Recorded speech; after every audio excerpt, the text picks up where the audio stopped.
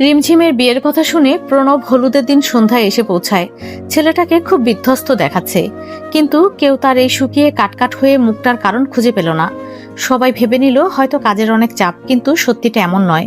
প্রণব নিজের মনে অনেক গোপন এক অনুভূতি যত্ন করে আগলে এসেছে। এই গোপন অনুভূতির মালকিন হচ্ছেন রিমঝিম, যাকে সে ভালোবাসে ঠিক কত বছর নিজেও জানে না। কিন্তু সে রিমঝিমের যোগ্য নয়, এজন্য তাকে কখনো সাহস করে বলা হয়নি, ঝিম, তোমাকে আমি ভালোবাসি। যতবার রিমঝিমের জন্য পাত্রপক্ষ দেখতে আসতো, তার হৃদয় ক্ষত বিক্ষত হতো। সে প্রতিবার প্রচন্ড ভয়ে কাতর হয়ে থাকতো, দোয়া করত যেন রিমঝিমকে সে হারিয়ে না ফেলে। সে কখনোই রিমঝিমকে মনের কথা বলতে পারেনি দুটো কারণে। এক, সে মাহারা ছেলে, আর দুই, চাকরি হারিয়েছিল। কে এক বেকার ছেলেকে মেয়ে দেবে? সে যতই বাবার বড় ব্যবসা হোক না কেন, এই সমাজে সবার আগে ছেলের ইনকামই দেখে। প্রণব নিজেও কখনো আত্মসম্মান খুইয়ে খালি হাতে রিমঝিমকে চাইতে পারত না। রিমঝিম খুব দামি তার জন্য। দামি জিনিসকে সে কোন আক্কেলে ঘরে তোলার মতো চিন্তা করত। অন্তত রিমঝিমের প্রয়োজন মেটানোর মতো হলেও তার সামর্থ্য থাকতে হবে, সেটুকু সামর্থ্য তার ছিল না। মেয়েটাকে খালি পকেটে কি করে সে রানী করে রাখতো? সে পাগলের মতো ইন্টারভিউ দিয়েছিল যেখানে সেখানে, শুধু একটা চাকরি, একটা, সাথে সাথে সে রিয়াজ সাহেবের কাছে বাবাকে পাঠাবে। কিন্তু সেই চাকরির দেখা পেতেও যেন সময় লেগে গেল। ইন্টারভিউয়ের পর তাকে বাতিল করলে সর্বপ্রথম সান্ত্বনাটা রিমঝিমই তাকে দিত। অথচ রিমঝিম কখনো টেরও পায়নি তাকে ঘিরেই প্রণবের এত আয়োজন। শেষমেশ যখন এই চাকরিটা পেল, সে রিমঝিমের থেকে দূরে যেতে হলেও গেল। নিজেকে কয়েক মাসের সময় দিয়েছিল। পরিকল্পনা ছিল কিছুদিনের মধ্যে প্রস্তাব দিয়ে তাকে চমকে দেবে। কিন্তু রিমঝিমের বিয়ের কথা শুনে সে নিজেই চমকে গেল। তার ভালোবাসা আজীবনের জন্য মনেতেই দলা পাকিয়ে রইল, প্রকাশ করার সুযোগ পেল না। ভালোবাসা সময় এত পাষাণ কেন? কেন? কোনো রকম অফিসের পোশাক পরে সে রিমঝিমের বাড়ির দিকে হাঁটা দেয়। সে একটু দেখবে হলুদের সাজে রিমঝিমকে কেমন লাগবে। নিশ্চয়ই মেয়েটার মুখের রং ফিরে এসেছে। আগামীকাল সে রিমঝিমের বিয়েতে আসবে না। তার বুকে মোটেও এতটা সাহস নেই যে রিমঝিমকে অন্য কারো বউরূপে দেখবে। যেখানে নিজের হতেই দেখলো না, সেখানে অন্য কারো হয়ে যেতে কি করে দেখবে? বাড়ির কাছাকাছি আসতেই দেখলো গান বাজনার কোনো শব্দ নেই। উল্টো বাড়ির কিছু পুরুষ হন্তদন্ত উদ্ভ্রান্তের মতো রিক্সা সিএনজি করে কোথায় যেন যাচ্ছে। প্রণবের কারণ বুঝলো না। সে প্রতিমধ্যে জুনায়েদকে দেখলো। সে নিজেও কোথাও যাওয়ার জন্য রিক্সা খুঁজছে। প্রণব তাকে আটকালো। ছেলেটার চোখ মুখ অস্বাভাবিক লাল। প্রণবের কেন যেন বুক শিউরে উঠল অজানা আতঙ্কে। কি হচ্ছে এসব? জুনায়েদ, কি হয়েছে? সবাই কোথায় যাচ্ছে অনুষ্ঠান ফেলে? এবার জুনায়েদ কাঁদো কাঁদো হয়ে বলল, আর বিয়ে? আপার বিয়ে ভেঙে গেছে। তার চাইতেও বড় কথা, আপার অ্যাক্সিডেন্ট হয়েছে হাসপাতালে। কান্নার দমকে জুনায়েদ আর কিছুই বলতে পারল না। প্রণবের মনে হলো বুক থেকে কেউ হৃৎপিণ্ডটা ছিঁড়ে নিচ্ছে। প্রণব কোনো মতে বলল, আমিও যাব, চলো। কয়েক ঘন্টা পেরিয়ে গেছে। হাসপাতালের করিডোরে পিনপত নীরবতা, কারো মুখে কোনো কথা নেই। সবার মুখেই শঙ্কা, ভয় আর বিধ্বস্ত ভাব। করিডোরে বসে থাকার এই সময়টা সবচেয়ে কঠিন। রিমঝিমের এখনো জ্ঞান ফেরেনি। আল্লাহর অশেষ রহমতে বড় কিছু হয়নি, তবে কিছু তো ড্যামেজ অবশ্যই হয়েছে। হাত ভেঙেছে তার, মাথাতেও আঘাত পেয়েছে, তবে গুরুতর নয়। হাসপাতালে পৌঁছাতে দেরি হলে বড় কিছু হবার সম্ভাবনা ছিল। এছাড়া বাদবাকি টুকটাক আঘাত। মাথা থেকে অনেক রক্ত গেছে, এজন্য তাকে রক্তও দিতে হয়েছে। অবস্থা সেভাবে বিস্তারিত বলেনি ডাক্তাররা, তবে বোঝা যাচ্ছে এখনো অবস্থা আশঙ্কাজনক। রিমঝিমের জ্ঞান ফেরানোটা জরুরি। আল্লাহর উপর ভরসা করা ছাড়া সবাই উপায়হীন। ডাক্তার তো শুধু ওসিলা। রাজিয়া শেখ মৌ আসেনি। মেয়েরা বাড়িতে থেকে রাজিয়া শেখকে সামলাচ্ছে। তিনি কাঁদতে কাঁদতে চোখ ফুলিয়ে ফেলেছেন। রিয়াজ সাহেব শক্ত হয়ে বসা। তার পাশে ছায়ার মতো সঙ্গ দিচ্ছে ইয়ামিন, ইয়াসিন আর মশিউর সাহেব। ইয়ামিন তো নিজেকে দোষারোপ করছেন এই ঘটনার জন্য। যতই হোক রাহাত তার বন্ধু। তার বিয়েতেই তো রাহাত আর রিমঝিমে দেখা হয়েছিল। ইয়াসিন এতে ছোট ভাইয়ের কাঁধে হাত রাখলেন, তোর কোনো দোষ নেই, যা হয়েছে সবটাই ভাগ্যক্রমে। ইয়ামিন তাও শুনল না। সে ভাবতেই পারছে না এমন অকৃতজ্ঞ বন্ধুর সাথে এতদিন সে চলাফেরা করেছে, যার কারণে তার পরিবারের মানুষ আজ ক্ষতির সম্মুখীন হয়েছে। এই দোষে নিজের ভুল ছাড়া সে কিছুই চোখে দেখছে না। ইয়ামিনের চোখ মুখের রং দেখলেই বোঝা যায়, যদি ভুলক্রমেও রাহাত তার সামনে এসে পড়ে তাহলে সে তাকে ছাড়বে না, কিছুতেই না। একপাশে প্রণব দাঁড়িয়ে, নিবিড় তার কাঁধে হাত রাখলো। প্রণব এতে আরো আবেগী হয়ে পড়ে। ভাঙা গলায় বলল, আমি কি বেশি দেরি করে ফেললাম নিবিড়? নিবিড় আশ্বাস দেয়, না, রিমঝিম ঠিক হয়ে যাবে, চিন্তা করো না। আল্লাহ এতটাও নির্দয় নন। রিমঝিমের অ্যাক্সিডেন্টের কথা শুনে রাহাত ছুটে আসে। সে রিয়াজ সাহেবকে বারবার বলে, আমার ভুল হয়েছে আঙ্কেল, আমি রিমঝিমকে ছাড়বো না, ওকে আমি বিয়ে করব। রিয়াজ সাহেব মুখ ফিরিয়ে নিলেন। রাহাতকে তিনি দেখতেও ইচ্ছুক নন। রাহাত এদিকে অপরাধ বোধে ভুগছে। সে তো ভাবেনি তার সামান্য বিয়ে ভাঙা রিমঝিমের ওপরে এত ঝড় তুলবে যে একটা অ্যাক্সিডেন্ট হয়ে যাবে। তার বারবার রিমঝিমের হাস্যোজ্জ্বল মুখটা মনে আসছে। সে রিমঝিমকে বিয়ে করবে বলে ঠিক করে নেয়, নয়তো এই অপরাধ বোধ তার কখনোই ঘুচবে না। ইয়ামিন রাহাতকে দেখে রেগে গেল।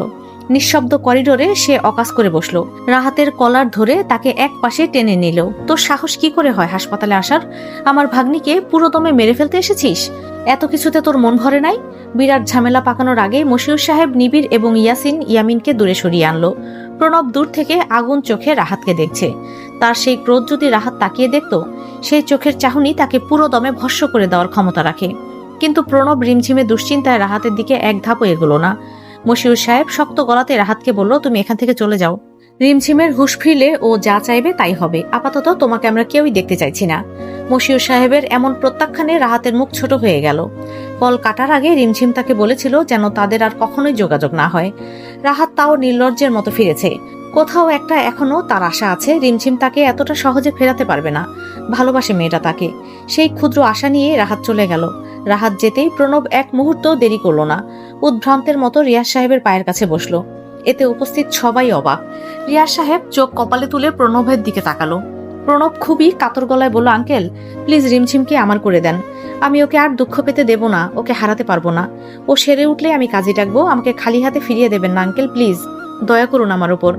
শেষ রাতের দিকে রিমঝিমের জ্ঞান ফিরল। জ্ঞান ফিরতেই দেখলো প্রণব বসা। রিমঝিমকে পিটপিট করে তাকাতে দেখে প্রণব যেন প্রাণ ফিরে পেল। বড্ড সাহস নিয়ে রিমঝিমের হাতের উপর নিজের বড় হাতটা রেখে বলল, ঝিম আমাকে দেখতে পারছো? কেমন লাগছে এখন? রিমঝিম প্রণবের দিকে তাকালো, যেন সে আশা করেনি প্রণবকে প্রথমে দেখতে পারবে। চারপাশে তাকিয়ে সবকিছু বোঝার চেষ্টা করলো। ধাতস্থ হয়ে আবারও প্রণবের দিকে তাকালো। প্রণব ততক্ষণে ডাক্তার ডাকতে ব্যস্ত। রিমঝিম আরো কিছুটা সুস্থ হয়ে এলো সকাল 10টার পর। রাজিয়া শেখ, মৌ সবাই এসেছে তাকে দেখতে। রাজিয়া শেখই নাস্তা বানিয়ে আনলেন মেয়ের জন্য।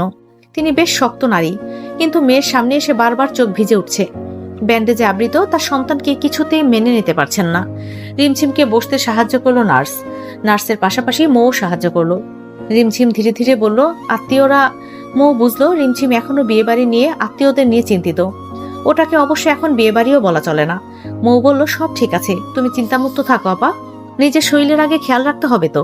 পরপর কয়েকজন এলো।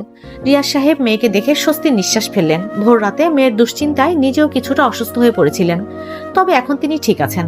রাহাতের অনবরত বিরক্ত তাকে অতিষ্ঠ করে তুলেছে। এজন্য রিয়াজ সাহেব মেয়েকে সোজা সাপটা জিজ্ঞাসা করলেন, তুমি কি রাহাতকে বিয়ে করতে চাও মা?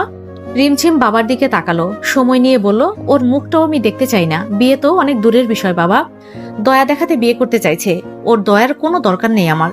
যে আজ আমাকে অসম্মান করেছে বিয়ের পর করবে না তার গ্যারান্টি কি? রিয়াজ সাহেব স্বস্তির নিঃশ্বাস ফেললেন। তার ভরসা ছিল রিমঝিমের উত্তর এমনই হবে। পেছন থেকে হঠাৎ প্রণব এগিয়ে এলো। এখানে সকলে উপস্থিত। প্রণব কারো দিকে না ফিরে রিমঝিমের চোখে চোখ রেখে বলল, ঝিম এতদিন আমার চাকরির জন্য একটা কথা বলতে পারিনি তোমায়। আমি তোমাকে ছোট থেকে দেখেছি, চিনি। তোমাকে আলাদা করে চেনার প্রয়োজন নেই আমার। আমি জানি এগুলো বলার পরিস্থিতি নেই এখন, আবার এর থেকে ভালো সময়ও নেই কথাটা বলার। ঝিম আমাকে বিয়ে করবে? এই অযোগ্য ছেলেটাকে তোমার হাজবেন্ড হওয়ার সুযোগ করে দেবে? সকলে বিস্ময়ের চরম পর্যায়ে প্রণবের এমন প্রস্তাব শুনে। রিমঝিম নিজেও। ওরা নিজেরা কথা বলুক ভেবে বাকিরা ধীরে সুস্থে বেরিয়ে গেল। রিমঝিম অস্ফুট স্বরে বলল, প্রণব ভাই আপনি সজ্ঞানে আছেন? আছি ঝিম, আছি সজ্ঞানে, সম্পূর্ণ মন থেকেই বলছি। আমার সবকিছু জেনে শুনেও আপনি সেই ঘটনায় নিজে উপস্থিত ছিলেন। যাদের গায়েও দাগ আছে ঝিম, তাই বলে কি সে অসুন্দর? তাকে আমরা তুচ্ছতাচ্ছিল্য করি না, তাকে আমরা প্রতিদিন মুগ্ধ চোখে দেখি। তুমিও আমার এমনই একজন ঝিম। ভুলচুক তোমার আমার সবারই আছে, কেউ দুনিয়াতে পারফেক্ট হয় না। আমি নিজেই যে তোমার যোগ্য নই। রিমঝিমের চোখ ঝাপসা হয়ে এলো। আজ অবধি সবাই শুধু তার খুদ বের করেছে। এই প্রথম প্রণব তার সবকিছু জেনেও সে নিজেকে রিমঝিমের অযোগ্য দাবি করছে। প্রণব আবারও বলল, আমি জানি আমার মা নেই। বাবার সাথে মিলে একা একা ভাই বোনদের মানুষ করেছি, চাকরি করেছি, সেই বেতনও খুবই কম। কিন্তু তবু আমার তোমাকে লাগবে ঝিম। আমি আর নিতে পারবো না তুমি অন্য কারো হয়ে যাবে। প্লিজ ফিরিয়ে দিও না। অপেক্ষা করতে পারবো, তবু প্রত্যাখ্যান শুনতে পারবো না। যদি ভাবো জোর করছি তবে তাই। তোমার কাছে আমার সুখ চাইছি, দেবে না? রিমঝিম প্রণবের দিকে তাকালো। এক রাতের মধ্যে চেহারার কি হাল করেছে সে। চোখ ভর্তি আকুতি। এই আকুতিকে ফিরিয়ে দেওয়ার মতো শব্দ ডিকশনারির কোনো পৃষ্ঠায় নেই। রিমঝিম ভাঙা গলায় বলল, আমার প্রতি আপনার কোনো অভিযোগ নেই প্রণব ভাই? নেই। একবার আমাকে সুযোগ দিয়েই দেখো না রিমঝিম। আমাদের কাপল হিসাবে খুব সুন্দর লাগবে। আমার কল্পনাকে বাস্তবে রূপান্তর করার সিদ্ধান্ত তোমার ঝিম। আবেগে কিনা কে জানে ঘণ্টাখানেকের মাঝে রিমঝিম তার মতামত জানালো। অতপর প্রণবের পীড়াপিড়িতে জুম্মার পর হাসপাতালেই দুজনের বিয়ে হয়ে গেল। এতে 100% বড়দের সায় ছিল। প্রণবের বাবা তো চোখ মুছে বললেন, আল্লাহ অবশেষে আমার ছেলেটার মুখের দিকে ফিরে তাকিয়েছেন। তাড়াতাড়ি সুস্থ হয়ে যাও রিমঝিম মা, ধুমধাম করে তোমাকে আমার বাড়িতে তুলব। হাসপাতালে রিমঝিমের আরো 2 দিন কেটে গেল। এই 2 দিন কেউ থাকুক বা না থাকুক, প্রণব সব সময় তার পাশে ছায়ার মতো থেকেছে। বউয়ের যতটুকু যত্ন নেওয়ার প্রয়োজন সে প্রতিনিয়ত তাই করেছে। যখন রিমঝিমের খুব বোরিং সময় কাটে, তখন প্রণব তাকে বই থেকে গল্প পড়ে শোনায়। মৌয়ের কাছে শুনেছে রিমঝিম গল্পের বই পড়তে পছন্দ না করলেও তাকে কেউ পড়ে শোনালে ভালো হয়। প্রণব সেটাই বাস্তবায়ন করছে। রিমঝিম হতভম্ব বিমূঢ় চোখে প্রণবকে দেখে যাচ্ছে। পুরনো ক্ষত তার এখনো সেভাবে সারেনি, অনেকটা সময় লেগে যেতে পারে, কিন্তু প্রণবের প্রচেষ্টা, তার প্রতি যত্ন তাকে বড্ড মুগ্ধ করে যাচ্ছে। মানুষটা একবারও বলেনি রাহাতকে ভুলে যেতে, বরঞ্চ প্রতিনিয়ত রাহাতের দেওয়া ক্ষতগুলোকে সারিয়ে তোলার চেষ্টা করছে। বহিরাগত ক্ষতর সাথে তার ভেতরটাও যত্ন নিচ্ছে। জীবনে কি কোনো ভালো কাজ করেছিল যার জন্য আল্লাহ এত উত্তম প্রতিদান দিলেন? এটাকেই কি বলে ধৈর্যের ফল মিষ্টি হয়? হাসপাতালের 5 দিনের মাথায় আবারও প্রণবের চাকরি চলে যায়, কারণ সে অফিসে যায়নি 5 দিন। সর্বোচ্চ 2 দিন ছুটি নেওয়া যেতে পারে, তাই বলে পরপর 5 দিন ডিউটিতে না আসাটা কোনো অফিসই মেনে নেবে না। এটা কর্মক্ষেত্র, মামাবাড়ির আবদার নয়। রিমঝিম এতে চিন্তিত হয়ে পড়ল, কিছুটা ব্যস্তও হলো। প্রণব তার কপালে আলতো করে অধর ছুঁয়ে দিল। মেয়েটা মুহূর্তেই শান্ত হয়ে গেল। প্রণব রিমঝিমের দিকে তাকিয়ে বলল, আমার জন্য তুমি সবার আগে ইম্পর্টেন্ট রিমঝিম। তুমি ভাবতেও পারবে না কত শত দোয়ার ফল তুমি। সেখানে এই 1-2টা চাকরি কি করে তোমার থেকে দূরে রাখবে বলো তো? আমার এখন সবচেয়ে বেশি জরুরি হলো তোমার সঙ্গ। চাকরি একটা গেলে আরেকটা পাওয়া যাবে, কিন্তু এই মুহূর্তগুলো বারবার ফিরে আসবে না।